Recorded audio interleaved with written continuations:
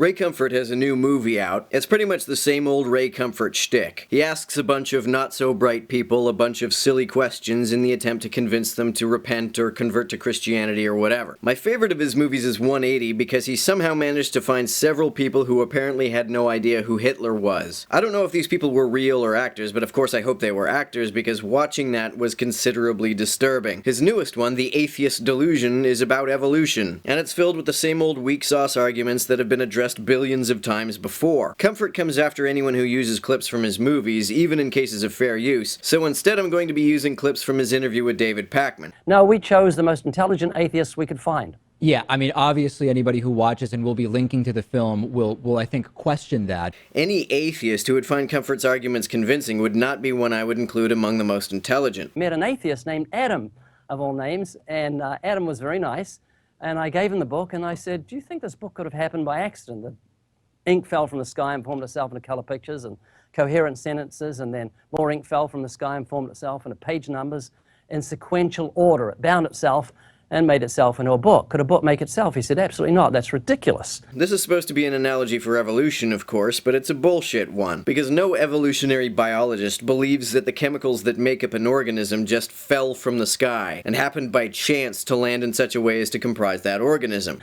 And then I said, what's DNA? And we talked about DNA being called a book by scientists, the book of life, and how it's full of comprehensive information, programming. And then I said, DNA makes the book I put on your lap seem feeble. It's so comprehensive, so much information, so much programming. I said, what would you think of the intelligence of someone who thought a physical book could make itself? He said, they'd be an idiot. I said, what do you think of the intelligence of someone who believed DNA made itself?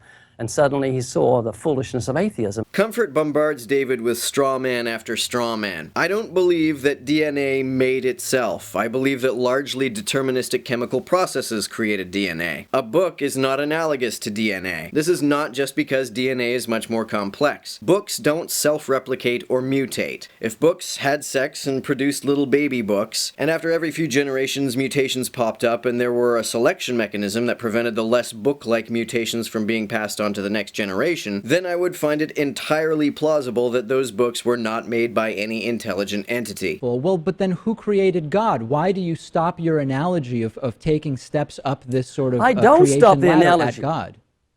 David, it's just that every atheist that asks who made God doesn't put a question mark at the end of it. They put an explanation point. No, They I'm don't asking you. want an I'm putting answer. a question mark on the end of it. Very simple. I've done thousands of times, I've explained that God didn't have a maker. He's eternal. So a complex thing can't just appear or make itself, but it is somehow able to just exist eternally. Why? Well, it just can, I guess. He's without the realm of time. Look, I don't think I'm alone in this, but I can't understand GPS.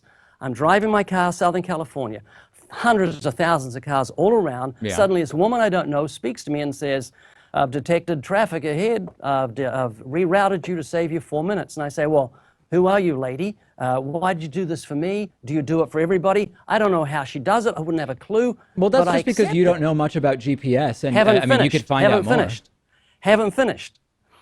If I can't understand GPS, how could I ever understand the eternality of God? The difference between GPS and a god is that even if I don't understand how GPS works, I don't find the assertion of its existence that difficult to understand. Satellites use signals to locate your position. That's pretty straightforward. God is the idea that there is an eternally existing disembodied mind. It's not only the case that I don't understand everything about how that works, I don't even understand what such an assertion is even saying. What Ray Comfort is doing when he says that he doesn't understand his God but he believes in him anyway is what Daniel Dennett called handing over doxastic labor. This is when religious folks know that they don't really understand what it means to say that a God exists and therefore can't really believe it, but they trust that the books and theologians who talk about it are saying something coherent and true. They are not really directly believing in a God, rather they are putting their faith in the idea that incomprehensible assertions about a God's existence have meaning and truth. It's, as Dennett says, belief in belief rather than belief in a God.